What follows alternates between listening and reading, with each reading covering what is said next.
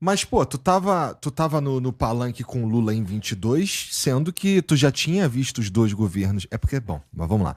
É, já tinha visto os dois governos dele ali e tu Tinha. sabia qual que ia ser no fim das contas, né? Mas aí, veja, eu votei em Lula no segundo turno. Eu tava no palanque no segundo turno, é importante pontuar Tá, isso. tá. E aí, no segundo turno, era ou o Lula e do outro lado o Beelzebub, o besta fera Por falar nisso, do Bolsonaro. e eu entendo, por isso que eu falo, por isso que tá bom, já. Uma coisa que tu falou aí tem a ver com Lula e Bolsonaro não são iguais.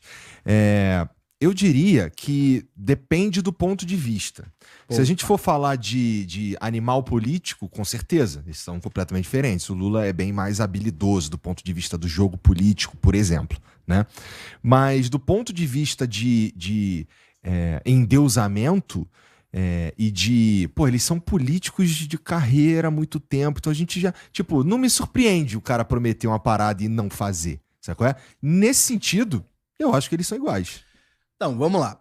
Vê, é isso. Eu votei no Lula no segundo turno porque era contra o Bolsonaro, Uhum. né? E aí fiz campanha no segundo turno. Eu, inclusive, desde que virei militante, eu nunca votei na centro-esquerda no primeiro turno.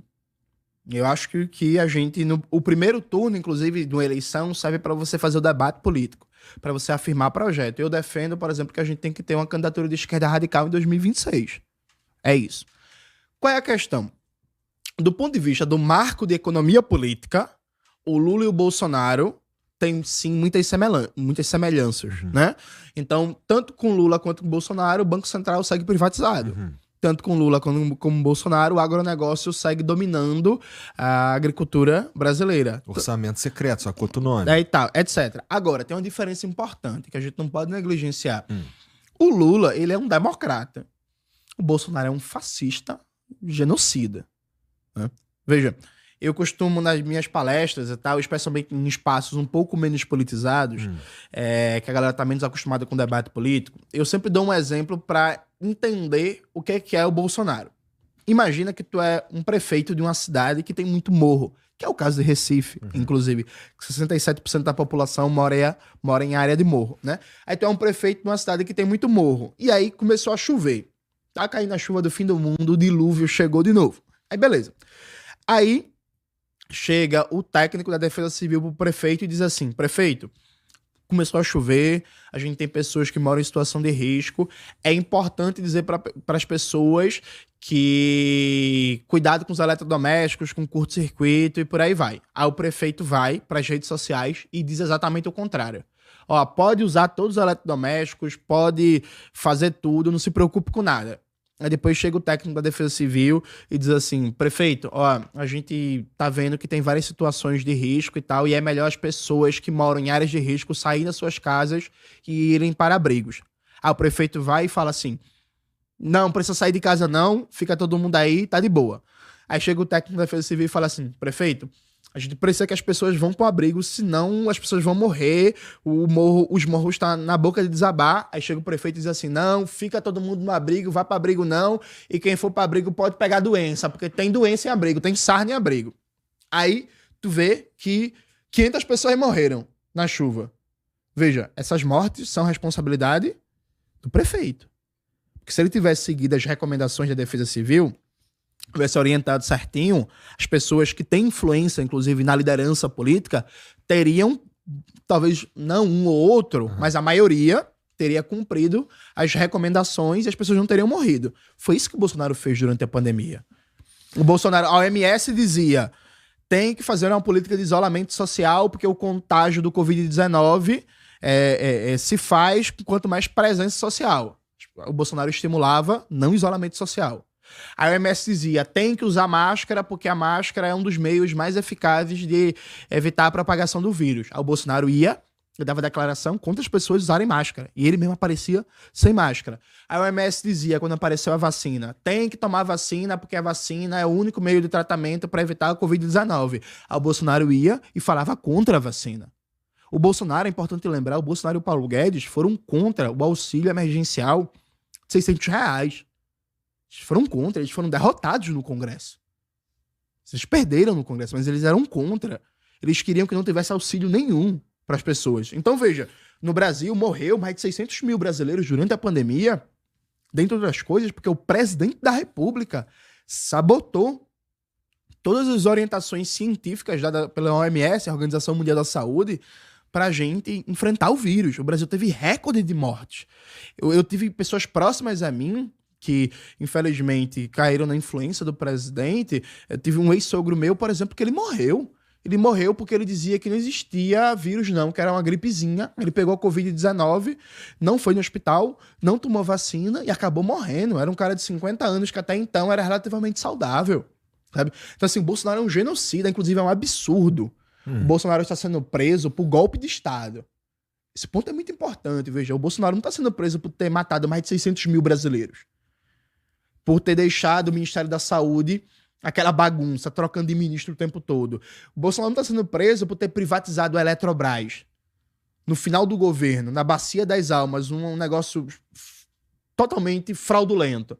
O Bolsonaro não está sendo preso por ter privatizado as refinarias da Petrobras, por ter feito a reforma, contra a reforma da Previdência, que ataca a aposentadoria no Brasil. O Bolsonaro está sendo preso só por golpe de Estado. O Bolsonaro deveria ser preso por genocídio. O que o Bolsonaro fez na pandemia brasileira, a gente não pode nunca esquecer. E vai chegar um momento, inclusive, da história brasileira, que a gente vai tratar o Bolsonaro tal qual um alemão normal trata Hitler. A gente vai olhar no passado, vai olhar na história e vai dizer assim, esse cara representa na história brasileira um projeto genocida ao ponto, inclusive, que quando tava morrendo 5 mil, 6 mil brasileiros por dia, o cara tava imitando gente sufocando. Lembra disso?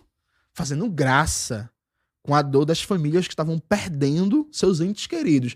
Então, assim, a gente nunca pode esquecer isso. Veja, o Lula é um democrata, com todas as críticas que eu tenho ao Lula, as disputas políticas, porque é isso, eu não sou petista. Eu quero que a esquerda que eu defendo, ganhe a liderança da classe trabalhadora brasileira. Mas assim, o Bolsonaro é um genocida e o Lula é um democrata. Isso é uma diferença fundamental. Outra coisa conecta a isso. Se eu estiver falando muito, me interrompa. Vai lá, eu sei. Vai lá. E aí, que é a família Bolsonaro agora, né? Liderada pelo aquele criminoso do Eduardo Bolsonaro, os caras estão se articulando com a potência estrangeira para atacar o Brasil. Veja, outro exemplo que eu acho... Tu acha que ele tem essa bala toda, o Eduardo Bolsonaro? Tu acha que boa parte do que tá acontecendo tem a ver com a influência dele? Não, mas não é bala dele. É o governo dos Estados Unidos aproveitando aqueles entreguistas para atacar o Brasil a partir de alguma legitimidade popular. Porque, veja, se o Trump chega e diz assim...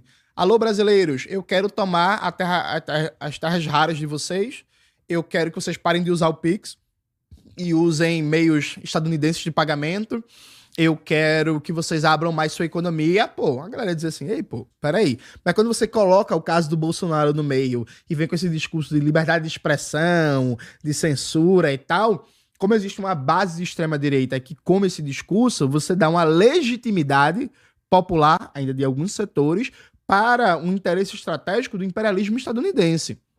Então não é que o Eduardo Bolsonaro e o Paulo Figueiredo mandem nada. Eles aceitaram ser bucha de canhão, ser boi de piranha para uma estratégia dos Estados Unidos de atacar o Brasil. Aí, o que é que eu gosto de fazer? Maneira didática. Gente, se fosse nos Estados Unidos, isso poderia acontecer? Assim, poderia acontecer um grupo político dos Estados Unidos articular com a China e fazer campanha para a China atacar os Estados Unidos? Não.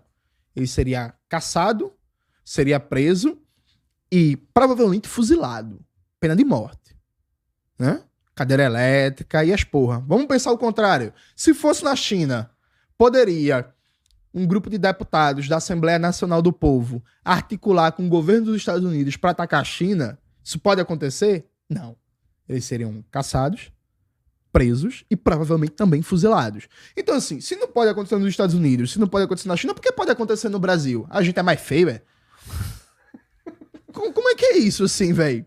Entendeu? Então, assim, a família Bolsonaro, eles estão praticando um crime contra o Brasil. E esse povo tem vergonha, não tem nem vergonha na cara de se dizer patriota. O Eduardo Bolsonaro, ele deveria ser preso Paulo Figueiredo também, ele deveria começar a perder o mandato de deputado.